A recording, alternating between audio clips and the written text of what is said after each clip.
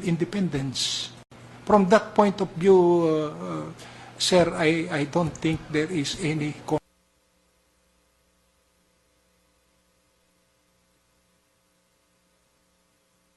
Justice Brion, I have two more questions, and the next one is, I beg your indulgence for some. This is about addressing case congestion and delay, which are very important issues. This is consistently being pointed to low budget. Kurangan ng trabaho dahil walang pera, maliit ang budget. But sa research on 4, I can give you more exact figures on that.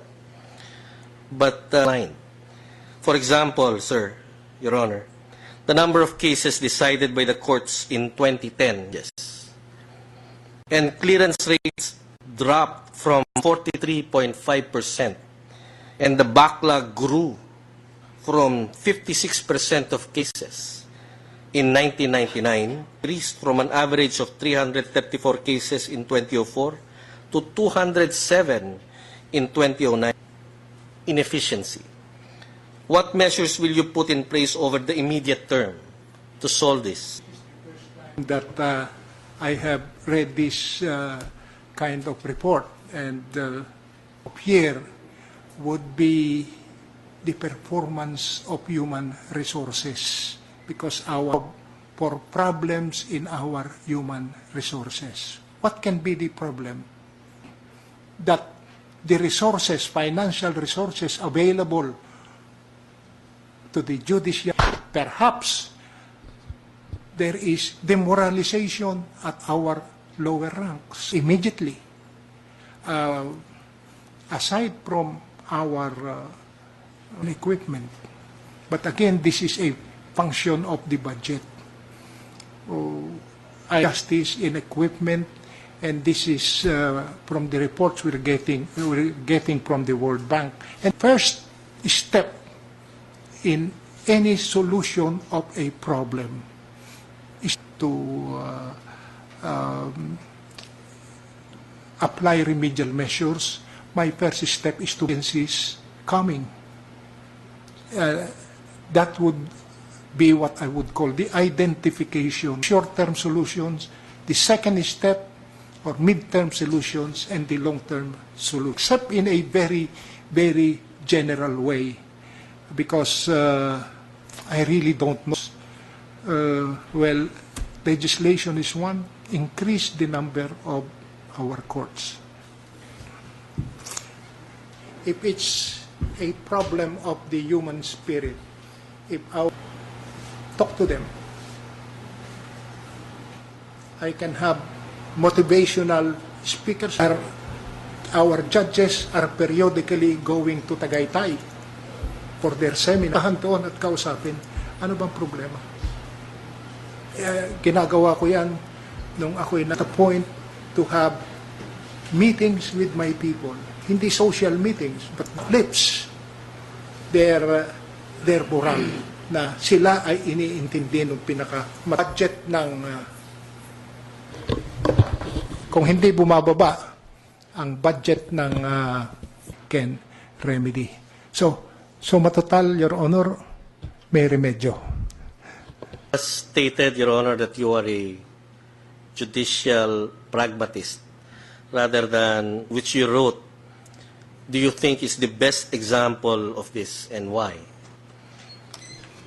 Stretches the limits of the law in applying his actions of amparo, writ of kalikasan, writ of habeas data, legislation, perhaps, through another way.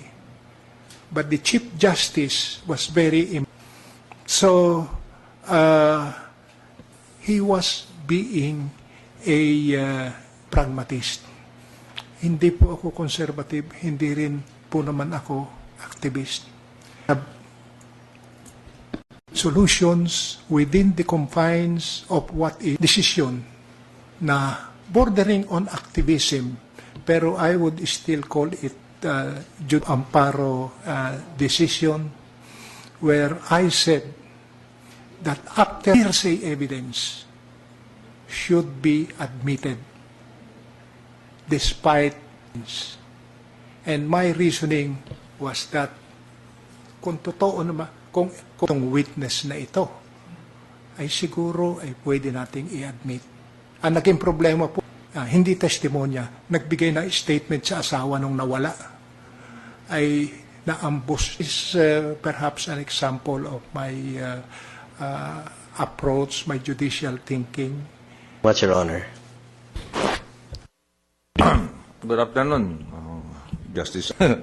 Meron akong few questions, Justice Art. You're talking about your health. How is your health? I'm not sick. In fact, I am at my healthiest in the past 40 years.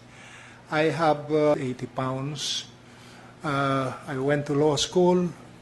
After the bar, I was 270 and even 280 pounds. So it was a real problem. And a dam about to burst. Sabi ko, what must be done? I was able to reduce slowly. But weight reduction problem anymore. Simply because our body adapts the same amount of food that you used to eat before. So, it was, in effect, na po ako ng damit.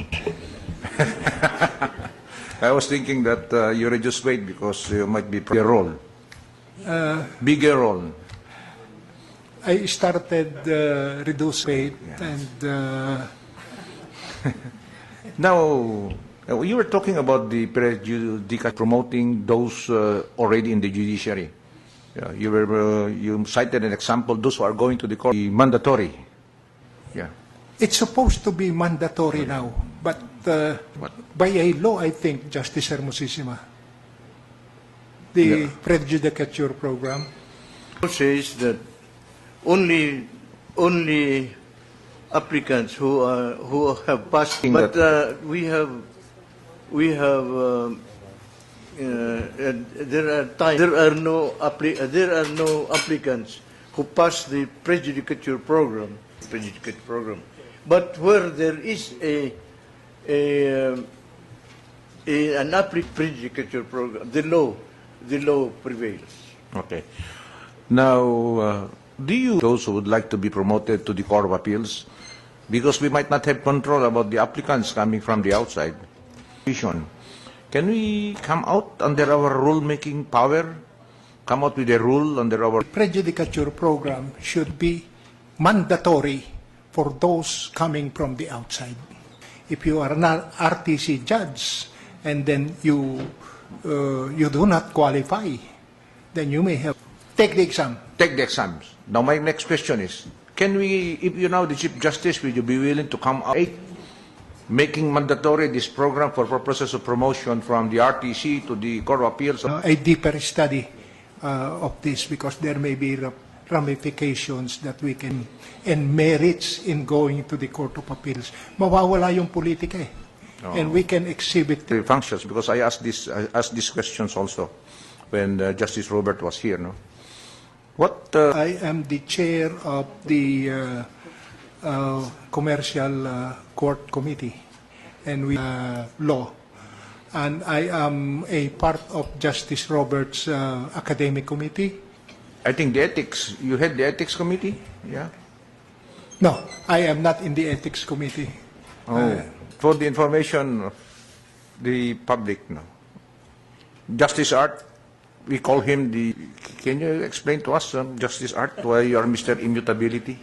I believe for reconsideration, then our judgment should be reconsideration.